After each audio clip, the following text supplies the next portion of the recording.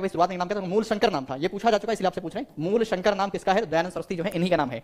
और दयानंद सरस्वती के गुरु कौन है? विरजानंद होते हैं। इनके गुरु कौन है भाई? विरजानंद जी जो है वो क्या है? इनके गुरु हैं। ठीक है, इन्हीं के गुरु हैं, ध्यान रखिएगा।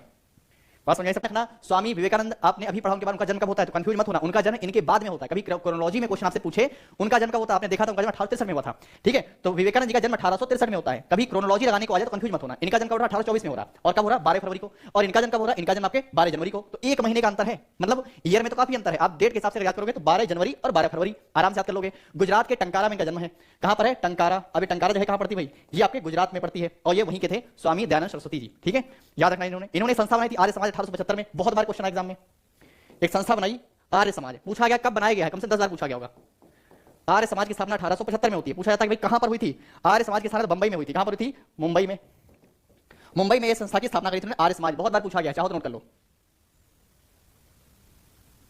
ठीक है, Vinod Yadav good evening, note कर लेना भाई ये चीजें। वेदों की ओर लौटो, ये भी नारा इन्होंने दिया था। ये पूछा भी गया है आपसे कई बार, वेदों की ओर लौटो किसने कहा? वेदों की ओर लौटो, ये किसने बोला था? स्वराज शब्द का सर्वप्रथम प्रयोग भी इन्होंने किया था। स्वराज शब्द, ये भी पूछा सकता है कि स्वराज शब्द का सबसे पहले प्रयोग किसने किया? दयानंद सरस्वती जी के द्वारा किया गया था। तो दयानंद सरस्वती के बारे में काफी